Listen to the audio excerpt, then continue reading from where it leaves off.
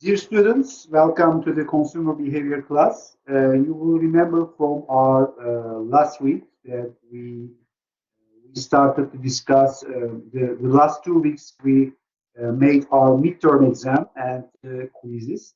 Then today we continue with our regular syllabus and topics.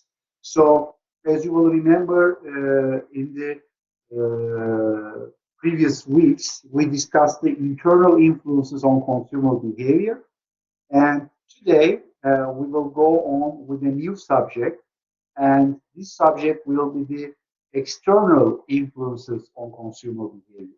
And the first one will be the groups and social media. So today, we are going into the details of external part of influencers. And the first topic that we are going to discuss will be the influence of groups and social media on consumer behavior. So today we will discuss these groups and social media effects on consumer behavior. So groups and social media are really effective because we are not living on our own and we are interacting with the outside environment. So our decisions, preferences, and behaviors, attitudes are heavily impacted or influenced by the effect of groups and social media. So this is why this is a very important critical factor to consider when we talk about the consumer behavior. Groups are an inevitable influencer of our behaviors in the formation of our attitudes and our preferences. So this is very important. We need to be very careful about the effect of groups and social media on consumer behavior. Now, uh, let's start from the beginning. Actually, what we call as groups. So, why groups are so influential and why we need groups? So, we need the groups because we are social beings. So we are social animals. So a human is a really social creature. This is why it is very important that we need other groups, other people to interact with, to socialize with. You will remember the Maslow's hierarchy. So there are social needs that we need to fulfill, and these need the formation of groups. We are talking to each other. We are creating groups. Two-person can create a group. This is a group, at least with two persons. So this is why it is very important to be aware that we need to really be in touch with other people and other groups. And of course, we are also using the groups to understand the norms, rules of behavior. So we are imitating them. We are just copying their behaviors to be in norm with to be in compliance with the norms of the groups. This is also extremely important. So this is why we need to really need to be very careful about the effect of the groups. So generally, uh, we most of our consumption preferences, what we consume and how we consume, are shaped by the group members that we want to be alike or want to be associated with, right? So we like some people, we admire some people, and we mimic, we copy their behaviors, what they do, how they live, what they use, okay? Or at least we are just copying the things that are the people around us are doing, right? Look at yourself, for example. You are using the same products, similar products with your close circle, your family, etc., right? Or your friends. So you are directly affected or influenced by their belongings, and you also try to get the same products or services. If you have a very important person for you that you want to, let's say, be like him or her, then this influence is much greater. So generally, the social identity theory says that we have two types of selves. The first self is considered like I, myself, and the other one is the we self, right? So I self is related with me personally, but we self is derived from our need to be a part of a group. This is very important. So this is all. This is all for, let's say, this is all for the need for the group. So this is why we need to really understand the logic or the motivation behind belonging to a group. And for example, according to the social identity theory, when people are assigned to a specific group, for example, we have a group of 100 people. We divide these 100 people into two, and the people in one group start automatically to like each other, or at least to protect each other from the other group. I mean, there's a sense of belonging in the group. So this is explained by social identity theory as the self of we. So we have two selves, myself and we self. So when we are in a group, we use we self and try to associate other group members with us. We want to be like them and we want to behave like they do. So this is the group behavior, and the recent studies or previous studies show that when we are a member of the group, we start to protect this group and we start to, let's say, positively discriminate group members which we are inside from other group members. This is the motivation and logic behind the group psychology. Okay? So this is what social identity theory tries to explain. So why groups are so, let's say, attractive or persuasive? Why we want to be in a group? This is very important. So this is also used by the marketing or advertisement purposes or marketing communication purposes. So this is why it is very important to understand why groups are so persuasive. So why we want to be in the groups, or what type of, let's say, must we feel or motivation we feel to be in the group. Of course, they have a social power. Groups show somehow a social power, and this social power generally has six sources.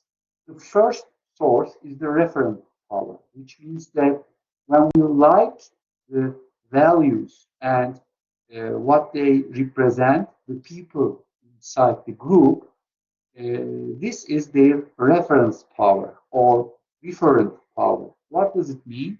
It means that when these people are attractive in the group, when these people are like us, we feel one of them, then this group becomes a very attractive group and it affects, influences our behavior.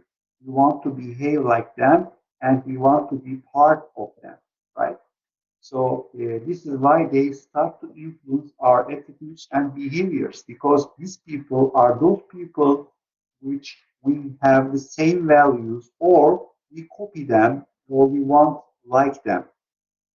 Information power is the second source of social power. So sometimes some people have knowledgeable and people who are really, let's say, uh, they are objective people about something. So when they write something or when they give some information, this is a valuable information for us, and their information may change our behaviors, attitudes, or preferences about products or services, companies. This is also very important. The third one is the legitimate power. The legitimate power is the power that the law or regulations or the society gives to this group. So this power, for example, police force, military, right, security guards, these are official security guards in the shopping environment, etc. So these are the legitimate powers that the group receives or people receives, and we want to obey them. So they can influence our behaviors, right? This is very important. And for example, if let's say product quality authority approves the quality of the product and you know them, then what happens? This is a legitimate power of the quality audit company. So what then happens? Then you believe, you trust this legitimate power, or sometimes maybe some legitimate power says that you cannot use this product. It is not correct to use this product, and you change your behavior. So these are the things that legitimate power can do. Expert power. The expert power is when you see, for example, people, doctors, for example, recommending some medicine or recommending some toothpaste, like dentists, right? So this type of power is the expert power. You believe these people and you change your mind and attitudes or behavior based on their expertise. If they recommend something, this should be true. For example, dentist recommending a toothpaste, or if a handyman recommending a particular, let's say, dust or drain, let's say, cleaner for the kitchen, right? These are or detergent, right? So these are the expert power. There is also reward power. In the reward power, if the group promises some rewards in exchange for joining the group, being a part of the group, this becomes an attractive power and attractive factor for the people. And of course, the coercive power, which means that if the group has the power of, let's say, has the power of keeping you isolated from the rest of the society. If you don't belong to the group, if there's a risk of being isolated from the rest of the society, or if there are some psychological, economical, physical, let's costs about it, then the group has a coercive power on you and try to change your behavior. For example, you can imagine a group of consumers who do not like plastic products, right? If you want to be an environmentalist and green product group, you should not use, right, some of the plastic products. So this is the coercive power of the group to change your behavior of using plastic products. These are the types of social power sources which a group can impose on a person and change his or her attitudes or behaviors. This is obvious. Now, when we look at the groups, generally the groups that may change our attitudes and behaviors are called as reference groups. Right? So the reference groups are those groups who can easily change our attitudes and behaviors. So based on the opinions or communication coming from these groups, we can change what we use, what we consume, what we wear, where we go, how we eat, etc. We can change many of our attitudes, etc. But of course, this impact of reference group on our behavior is limited with the type of the product that we consider. Generally, for low involvement product, what does it mean? A low involvement product. A low involvement product is a product which is not really, let's say, is not really uh, requires extensive research. It's not too costly.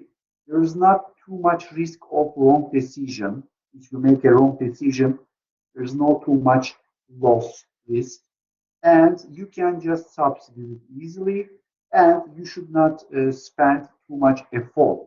This type of products are low involvement products. In the low involvement products, the effect, influence of reference groups are a little bit low. Generally, we don't really take care too much about what the reference group uh, thinks about it, because it is we can decide on ourselves, and of course, and they are not too much, let's say, they are not too much, let's say, harming products, our image, or they are not so important. But when we talk about high involvement product, especially complex product with high perceived risk, and there's a risk of financial and other types of losses, we always look at what reference group says about the product. If they are really recommending this product, then we choose that product. So in this high involvement cases, we tend to follow the peripheral route persuasion, which means that we decide based on the environmental cues like the reference groups. This is very important, and we should also take into consideration. So this is the reference group. So we have generally three types of reference groups. This is very important. So starting from the micro level, the first reference group is the membership reference group. A membership reference group is composed of people who we already know them. So think about it. Who can be our uh, membership reference group, which may shape our behaviors or attitudes? For example, these people can be our family members, like close circle family members, our father, mother, brother, relatives, right? These people can easily influence our consumption behavior preferences. This is the closest circle to us, and it is most influential. What is important here about the membership reference groups?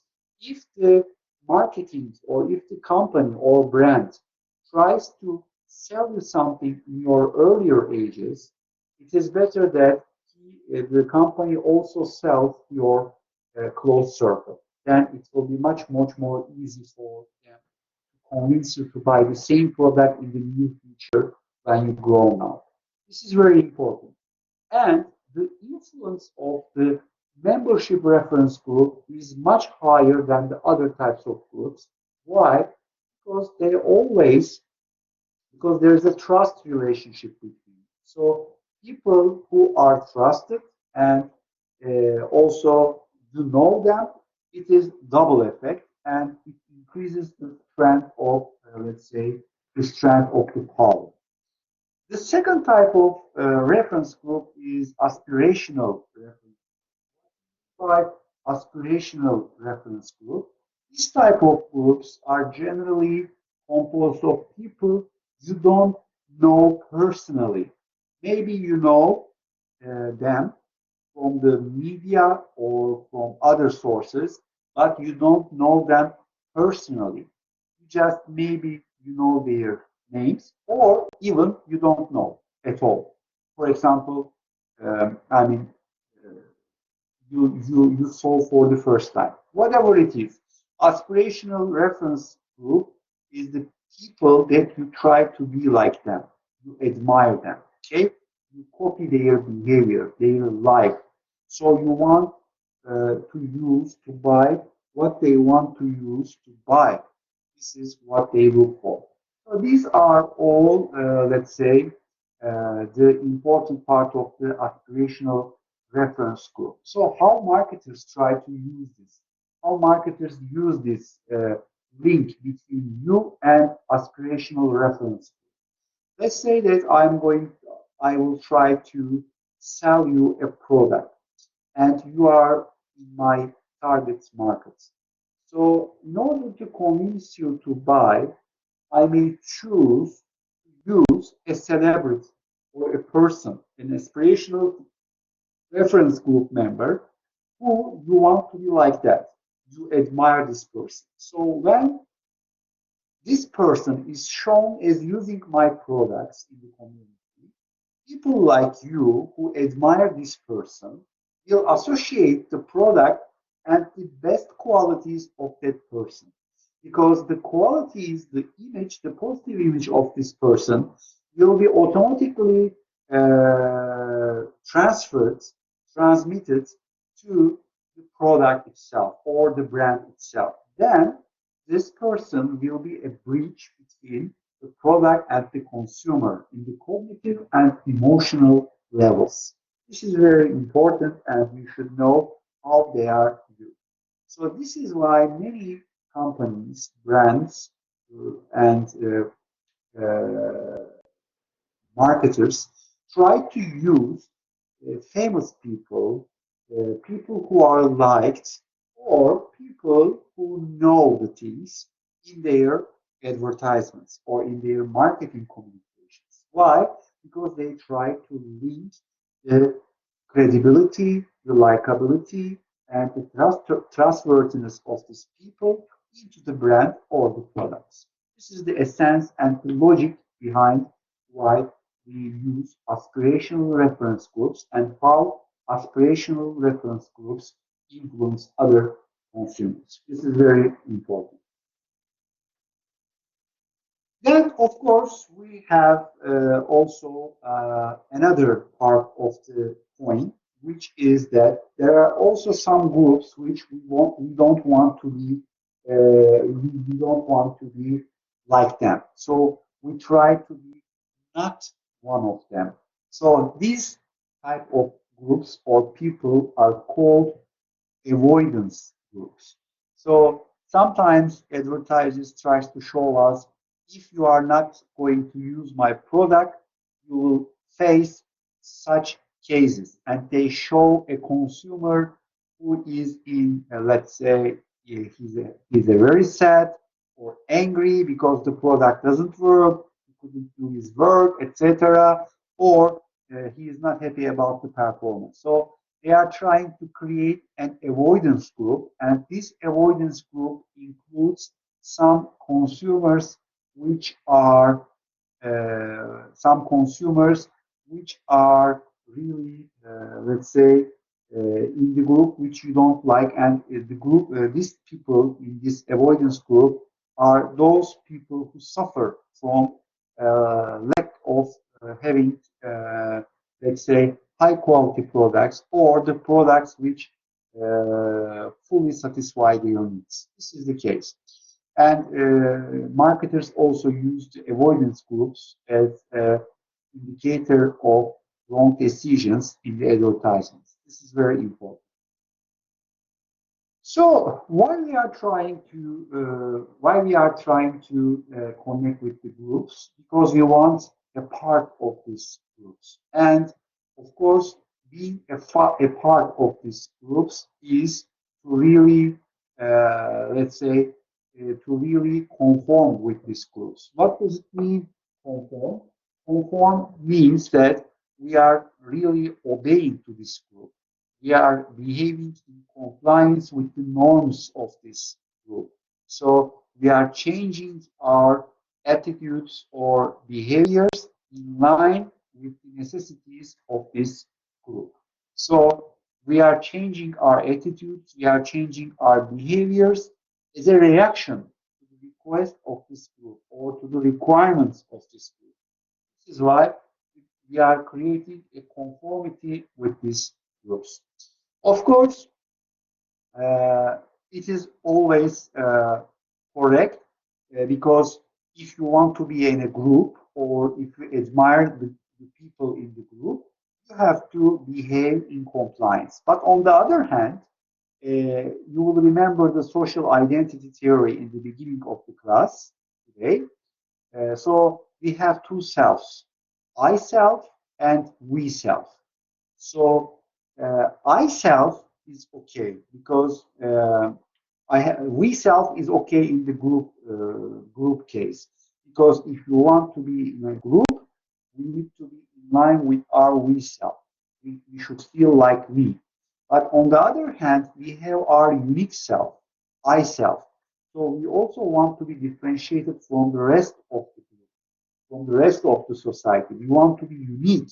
We want to be, let's say, credited, and we want people like us, and we want to people also admire us. This is the ego side of us. So there is a motivational conflict between I self and we self. So we need to balance it somehow. And in order to balance it, consumers generally try to create a balancing act, and they are conforming or complying with the group norms to be a part of the group. But once they become a part of the group, they try to differentiate themselves with small touches, small personal preferences, which do not eliminate the group norms. Let me think about this.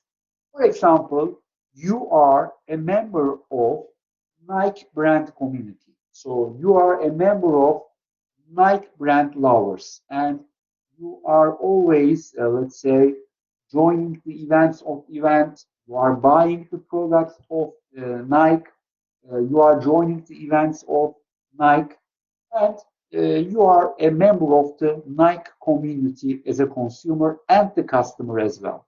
So what's wrong with that? There's nothing wrong. But the people in the community prefer, let's say, one particular type of running shoes, right? And you don't want to be like them, and you want to be differentiated, and you choose another type of model. So this is your personal touch as a member of this group. We call this red sneakers effect, which means that anybody may have a sport shoes of Nike, but you differentiate yourself with its color, type, model, etc. This is red sneakers effect. Now, so what makes us really to be connected to the group, and we feel obliged to conform with the group? There are several factors. One of the factors is the cultural pressures. If your cultural norms of the group are set, you cannot behave in contrary or against these cultural values. It is not possible. Okay? Second, of course, we need to conform with the group, because if we don't conform to the group, there is a risk of they will take us out of the group. So you will be kicked out of the group, and you will be not a member of this group anymore. This is called fear of union. The third one is the commitment. What is the commitment? If you are really stick to the group, loyal to the group, and directly want to be a part of the group for a long time, you have to conform with the group. You need to show conformity. You cannot behave against the norms, rules of the group, because of your commitment to the group, which means your intention to become a member of this group for longer time, maybe lifetime. So this is the commitment. In this case, you cannot behave against the norms of the group. This is, you have to conform. You have to change your mind. You have to copy them, etc. And the group power, of course. If the group is too large, the size of the group is too large in the community, then if you don't be a part of the group, then you will be alienated from the rest of the society. So this group power coming from the size of the group is very critical. So brand communities are similar with social communities. What makes different from a brand community and social community actually? A brand community is formed for the purpose of socialization in the context of brand. So some people come together and socialize between them based on the brand context, which means that they are discussing the brand, they are making events which on the focal point there is a brand and its events. They are organizing events and they are just doing the uh, practices related with the brand. They try to, let's say, advocate the brand. They try to, let's say, bring other people to the community. This is called a brand community. It's a group of people, consumers, who socialize or create a social relationship based on the brand usage of it or its events. This is a brand community. So generally, brand community members are those loyal consumers who even advocate the brand and they are just serving the brand for multiple purposes. They're trying to create awareness of the brand in the community. They try to bring other people to the community and make the customers of the brand. They try to influence other consumers with word of mouth. And these are the main functions of the brand community. And those brand community members are always more and more tolerant to the failures of the brand because they see the brand as a member of the family, as a friend or family member. So they don't touch too much the brand and they always try to protect the brand. This is very important. Of course, this brand community serves many purposes and creates an incredible value for the brand. First of all, they try to, let's say, advocate the brand, communicate the brand information to their network, try to create a social network, bring people inside, make the customers of the brand, and also they try to protect the image of the brand with their messages and their, uh, let's say, articulations of opinions, etc. Moreover, when they bring new people into the community, they assist them. They create buddies for them, which these people will engage into the group and become a real group member. So they manage the engagement life cycle and group engagement life cycle and engagement process.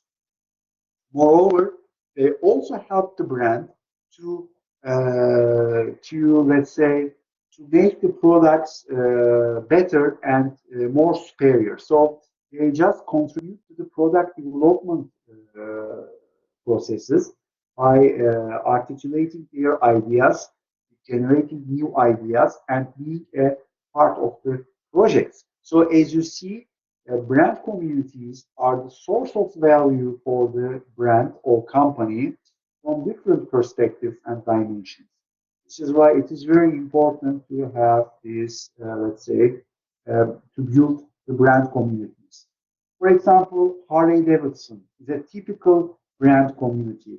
When you have Harley Davidson brand community, you can imagine what type of people are these people. They are driving Harley Davidsons, right? Their clothes are really very similar. Their physical appearance is very similar, and their worldview and lifestyle is very similar.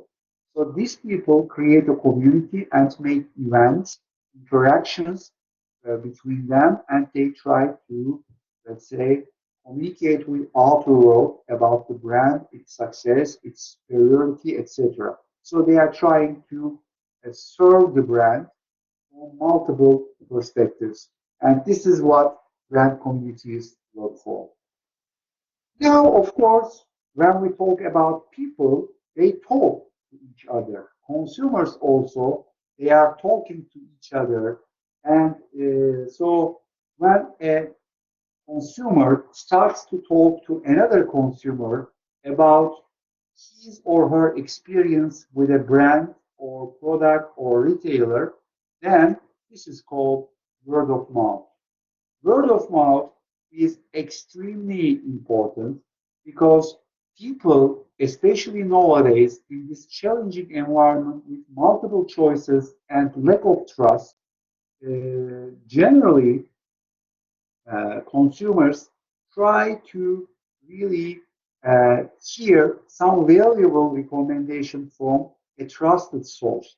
And this trusted source is the recommendation or articulation of opinions of other consumers in the community.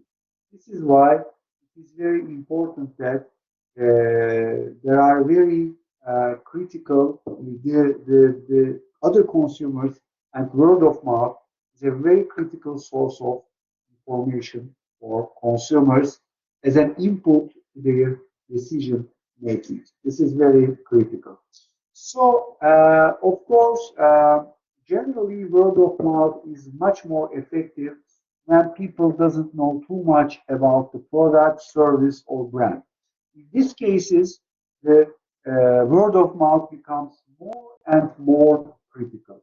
However, it is always critical, but the most critical role is played when the product is a high involvement product and there is a considerable risk of losing money or other risks, and also it requires too much effort to make a decision.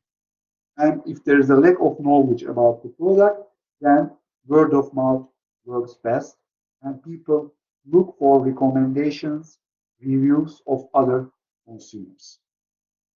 So this is why word of mouth is extremely important. As you see in this advertisement, word of mouth can be really in a positive way. It can go like a snowball and becomes bigger and bigger, positive and positive. On the other side, it may become negative and negative. So it is two-edged blade because really there are two edges of the blade or sword. So in one part, positive word of mouth is very valuable. It may create some competitive advantage. On the other hand, negative word of mouth is very critical and risky. It may create competitive disadvantage.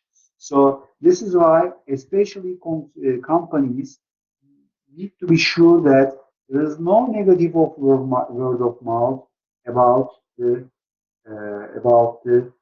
company or products, because negative of word of mouth, recent research shows that the dissemination speed, the dissemination speed is much more fast than positive word of mouth, and negative word of mouth is much higher effective than positive word of mouth in triggering some action or change in behavior. This is why it is very important to stop negative word of mouth on time and make sure that consumers articulate their dissatisfaction to the company first before going into the community and articulating the information. It is very critical. Look, for example, a good example of how word of mouth may create value for the company. This is the Philips case. Philips tried to solve a problem of, as far as I remember, Norwegian consumers. In a town in this country, I remember like a Norway, but I don't know. Maybe it is not Norway, but it's a North European country. And this is the picture of a house in that country, in a town in this country. So, what is the story about this picture? Philips tries to test a wake-up light lamp. So, what they are trying to do? What is special with this town? This town does not see sunlight for 90 days in winters. So, for 3 months, it's all dark. There is no light, and everybody is very unhappy because they can't even woke up in the morning because there is no sunshine, there is no sun, there is no light, and it is all dark. So it is also a little bit depressive situation. So in order to solve this problem, Philips tries to generate a wake-up light experiment and distributes the wake-up light to the town free of charge. They didn't ask any money for that. And then what happens? People start to use this, let's say, people start to use this product. And Philips explained to the people, said to the people that please write your opinions about this product after you use it in a positive or negative way, doesn't matter, on the social media. We want you to, let's say, share your opinions on the social media. And of course, they started to use the product, but they really became very happy about the product because the wake up light opens automatically in the morning. You can set up the clock, and its light is like sunlight, and people wake up with a sunlight similar to sunlight light in their faces, on their faces. This is why it's really good. And what happens then? Then, of course, let's say people wrote good things, good comments on the social media, and this becomes a success because these social media conversations create a demand for the product, and the product becomes a successful one. You see, without even paying $1 to the advertisement, just with the power of the social media, they try, they succeed. They succeeded to uh, launch a product, a successful product, with the power of the social media. This is what social media is for. So generally, we believe other people, whether it is our membership group or let's say the group which we admire, or it is avoidance group. Whatever is the group, we believe to the people we trusted. So opinion leaders are those people we trust their expertise, or we like them, or let's say we know their credibility. This type of people and knowledgeable people about one topic are called as opinion leaders. These opinion leaders can influence other people's very easily. And generally when we have, let's say, when we have a situation which we should decide, opinion leaders facilitate and make it easy this decision in the name of us. This is very important. And of course, why opinion leaderships are important for us? Why? Because they have a social power. The source of their social power comes from their expert power. For example, artists, right? Or people who are trusted by most of the people in the community, or let's say doctors, right? Or technicians. Right? These are the people who have expert power, and what they say it is believed because they are the expert of that topic. So if the dentist recommends a toothpaste brand for keeping clean my teeth and healthy, and of course, we tend to believe this person if he is a real doctor, right? This is the same for other professions and other contexts. So, information power is also important, especially those writers, for example, objective writers who write in the magazines or newspapers or in the internet. If they recommend something by making a research, these are the opinion leaderships. When they say something about a brand or product, it is important because they have information power. They know the details of the issue. Maybe they are not expert of that product, but they just make a research, analyze it, and talk to other people and created a report for us, right?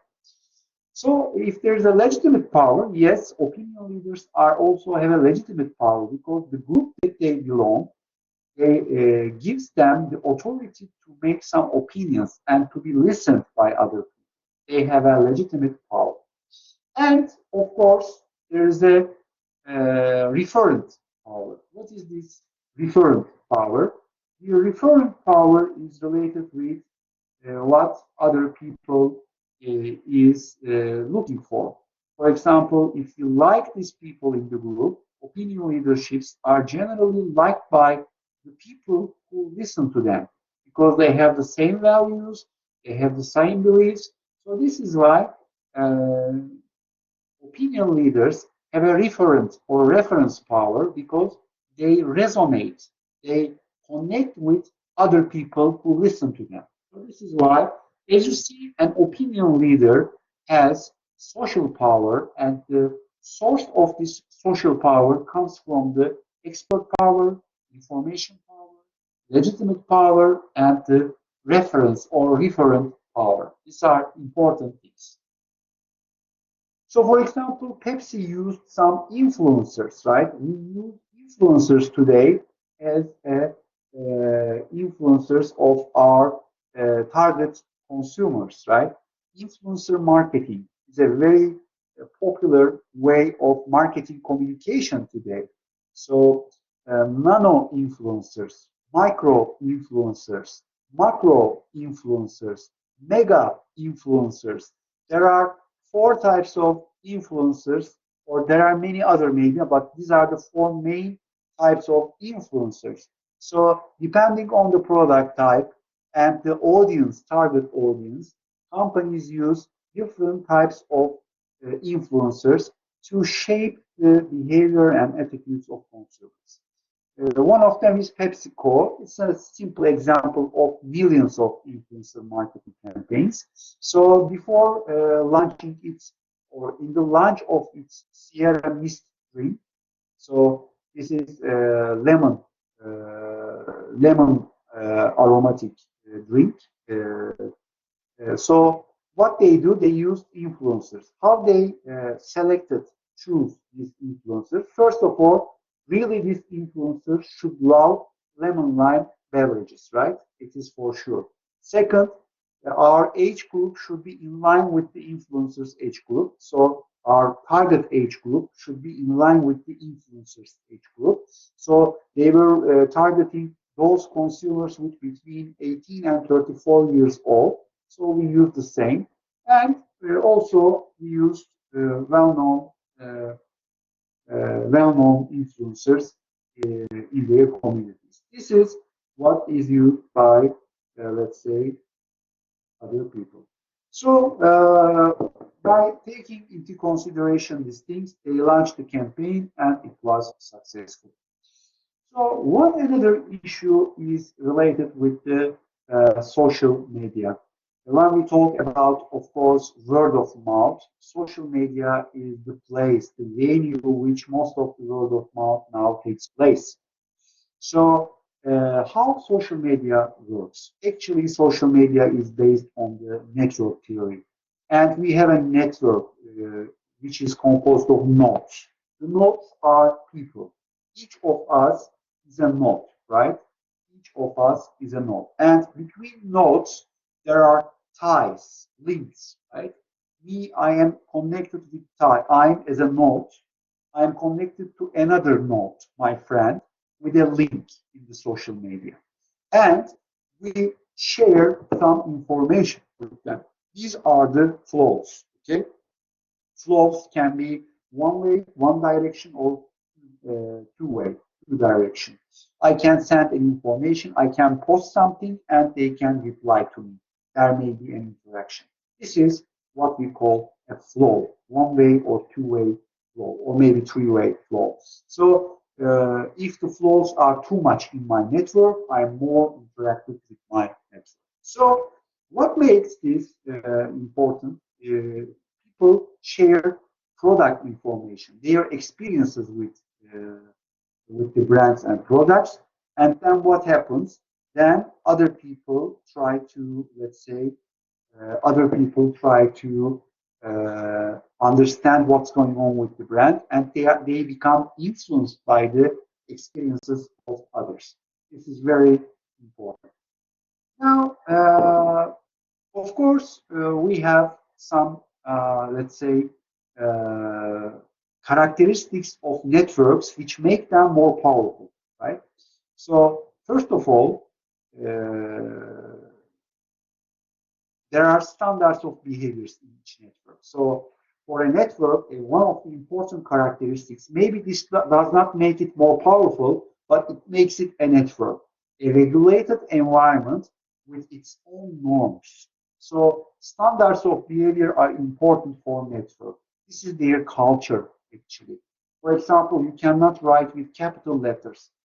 It means that you are shouting to somebody, right? Member contributions. If a network will be a powerful, effective network, then members should contribute to the network. They should post some content, right? Content is important. So we need to contribute to the network with a content. This is the power of the network. And degree of connectedness. So people who really connected also socially is the most powerful thing of the network. So if you really know your network, the social network, then it is really a more highly effective network. Otherwise, if your network is composed of different people who doesn't know each other, it's not so effective. So degree of connectedness is very important for the success of the network. And finally, the network effect. What is the network effect? The bigger is the network, the larger will be its effect, and it will be more successful. So the number of users in the network is very critical. If you exceed a specific number of users in the network, it will go like a snowball, and it will grow exponentially, and it will really be very effective. The success of Facebook and other successful Instagram, etc., networks lies in the network effect. Okay, so there's a critical threshold of number of users, active users. If you pass this critical network, then it will go beyond the success. So if the network really is successful with these all characteristics, if it is a powerful network, word of mouth can create huge impact on this network. So something which is told about your brand, a good thing, may create a very positive impact on your brand, or vice versa. Something which is shared in a negative way, a negative thing is shared, like customer dissatisfaction, may create a very negative outcomes, consequences about your brand. So we have to be very careful to control the word of mouth. This is why we are always making social media listening and the sentiment analysis in social media. This is very important. And this is all from my side this week, my friends. Do you have any questions? Do you have any questions?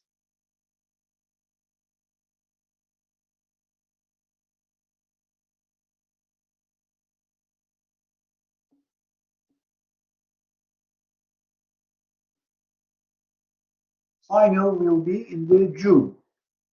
In the first or second week of June. Yes. Thank you very much. Any questions? Any other questions? Thank you, Buse. Thank you, John. Buse, thank you. Thank you, Faima. Everybody, thank you. Thank you very much. And see you next week. See you. Bye bye.